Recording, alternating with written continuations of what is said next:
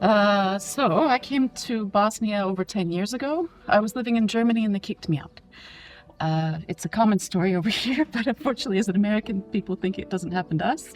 So I wanted to stay in Europe, couldn't stay in Europe, and came to the Balkans and fell in love. I didn't find it hard to adjust, actually. For me, it was like coming home somehow. I was having a hard time in Germany with this sort of straight-mindedness. As you probably got, I was working for too little. I was comfortable with doing things kind of via friends, making it work to get the life that I wanted, not necessarily the salary that I wanted. And yeah, coming to the Balkans, that's the life here. You know, you make it work. You do whatever it takes. And I found that really, really comforting. I did not grow up in a straight society. I grew up living in Nigeria. I traveled a lot, so I don't come from this idea that everything should just be kind of straight-minded. And I certainly have not been that in my life. So when I was a kid, we went on a family trip to Switzerland. I was maybe 12 years old. My dad had bought a camera. He was really excited. He's like, everybody smile, everybody smile, everybody smile. And we got so mad at him. He said, we're not doing all the pictures of us are just like frowning and pouting. So he got mad and he threw down the camera and said, fine, I won't take pictures of anybody then. So for that holiday, all we have pictures of is my stuffed fox going around Switzerland enjoying the view because I took the camera and started taking pictures. From that time, I never put the camera down. It's been a part of my life throughout. It's been kind of, as I've done other things, it's always been this kind of steady thing that I've kept doing, kept working on. I lucked out to get a job at Birch. Then I was teaching English actually as a native speaker. And then they heard that I did photography, put me in the photo department, and that has actually kind of become a career that I never expected, and I love it actually. The truth is, as with everything in my life, there's always a bit of a long story behind it. I was struggling with postpartum depression. I had closed the business that I came here to open. I really didn't know what to do next. So I decided I would just find a job where I got to do walks in the park. And that led me to natural dye after a series of different things. And I discovered there's actually a huge, rich natural dye history here, but there's nobody practicing it. So as far as I know, I'm the only natural dyer in the country that's using eco-printing, and beyond Easter eggs, there's few other people doing anything connected to the historic traditions. So it's been fun. So when you want to do natural dye, the first thing is to prepare the cloth. I use a chemical called alum, and it's actually a natural chemical. It used to be put in pickle juice and things like that in order to make the pickles crispy. But what it does is it essentially cuts into the cloth. So I scour the cloth, I use this chemical to cut into it, and that makes the cloth more receptive to the dye. Then for eco-printing specifically, you're taking leaves and getting a ghost print. You steam that leaf, and the leaf will leave some type of print. Some leaves go blue, well, blue is a rare color. More leaves go yellow, orange, sometimes green. And if you use iron water, which is rusty nails and vinegar, you can get black leaf prints as well. Sometimes people see these gorgeous scarves that I make, and they're quite expensive by the end of the day. But the truth is they're made out of mud, free leaves, stolen flowers, and chopsticks. But I like that as a story as well, that very simple things can make very, very beautiful results. And I think that's often overlooked, that we think we need fancy stuff in order to have beautiful things. I've always been a bit more of a dumpster diver, finding beauty in what's there. And that's one of the reasons I've been attracted to natural dye. Every one of us walks by the park every day. All those leaves are there.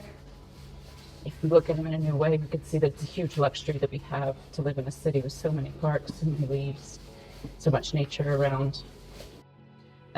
Once you've steamed them, the print is pretty permanent. If you washed it on hot water multiple times, it would start to fade. But you can see, if you look around my house, I've got some that have been hanging by the windows for years, and the print is ever so slightly faded, but still just as beautiful. Then, typical natural dye, you boil things like onion skins, there's like roots of a tree from Brazil you can get, there's a bug from Colombia, there's all sorts of weird historical natural dyes. Some that you can find locally, like oak galls from the trees in Herzegovina, and you boil those, then you dip the cloth in that. Some natural dyers just want the color, but for me, I use the color as an accent to the leaves. I'm more interested in seeing those prints coming from the leaves to make every one fully unique.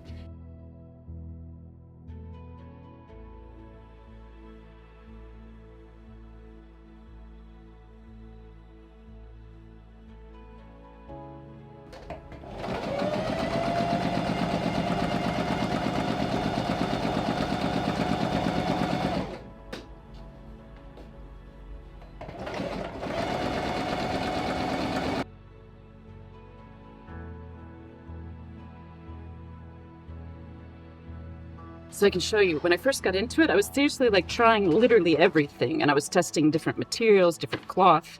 You can see all the different colors that I got, from locally harvested things to mixing different colors. And I spent really a lot of time learning about the material. I actually went to a photo talk just the other day, and the guy was saying a lot of times we look at stuff and we don't question how we got to that point. So yeah, any of you can take a piece of silk and dip it in here and get a color. But this is why I can do it and get positive results every time. Because actually I've killed billions of plants, spent tons of hours learning each piece. Truth is, I'm now bored with this. Yeah. I want to do something else. And it's gotten too easy and too boring. So I will likely close the natural dye business in the coming years and focus more on photography. I really want to get into experimental photography, actually. I'm not talking about like making crazy photo projects, like alternative photography, alternative methods, for example, cyanotype. I know you guys have seen some of that stuff that I've done. My newest project, I want to do cyanotype on glass, and I want to do them big, like actually these really large scale things. I have some inspiration for an exhibition, and I'd really like to push this idea. I'm getting more into abstract photography, so I don't know, I'd really like to learn how to push more myself as a fine artist through photography rather than documentary photography and event photography, which I've done historically. There's other things on the side as well. I didn't show you the cross stitch. Or the paintings or the drawings. The bead making, the earring making. I sew for a little bit, I made some clothes. I've really tried a lot of different things. I started out with Tito because in Bosnia you see a lot of these like Tito cross stitch. So I wanted to take inspiration from the local stuff and make modern designs. So Minnie Marshall I made 4 or 5 years ago, and he has sold 500 at least. I mean, really, like I've sold so many of these kits. I don't make them for people, I just make kits. You buy like a code and then get to stitch it yourself. But from that I started doing partisan heroes. I did more Titos. The Titos are most successful, of course. What do you expect? More Titos. And then recently I've started doing local city designs as well. It's partly led by what sells, and then sometimes it's just things that I want to do, or I get private orders, like somebody wanted The Godfather, so I did The Godfather. There's a program. It's just graphic design. This is the beauty of graphic design, is you can actually do all of this stuff with the skills as well. This is Radojka Lakic. I'm working on a film that's connected to her, so I was inspired to make something of her as well. So, you know, busy hands. I'm the craziest person I know. I don't know anybody who's got this much pure craziness. I can't sit still. I can't watch a movie. People are like, have you seen this film? I'm like, no, I haven't seen that film because I've got this dye work to do. I've got this thing I want to color. I've got this photo idea that I want to do. And I think the more I do things like this, the more I realize that I'm not that normal. First off, I started out scared to death, and I'm still scared to death, but starting to warm up to it. Of course, I can find the potential in it where we can use it to save time and stuff. There's probably in my mind more negative things, but one thing that I think it's going to be really positive for our careers, or hope it's going to be positive, is that we're going to learn to love the human touch, the mistakes. Where AI doesn't make mistakes, it's too perfect. And I think it's going to become more and more popular in art to see that human touch, where the mistakes become the reason that we want it. That we can see based on the lower quality of the work that a real human did it, and that's going to be desired, I hope. Well, I mean, you can obviously see I like to try different things, but a lot of people think, well, there's no value in that if I can't sell it, or there's no value if it doesn't benefit this career path. I promise, if you sit there and do cross-stitch for 8 hours, you'll have more ideas than if you scroll TikTok for 8 hours, or whatever else you're doing to get ideas. You have space to think, space to feel. And I think that's really left out in modern creativity, where AI is helping, TikTok is helping, Pinterest is helping. We have the ideas, we just need the space to think about them. So yeah, waste your time on doing things that don't matter, so that you have space to think about the things that maybe or maybe don't.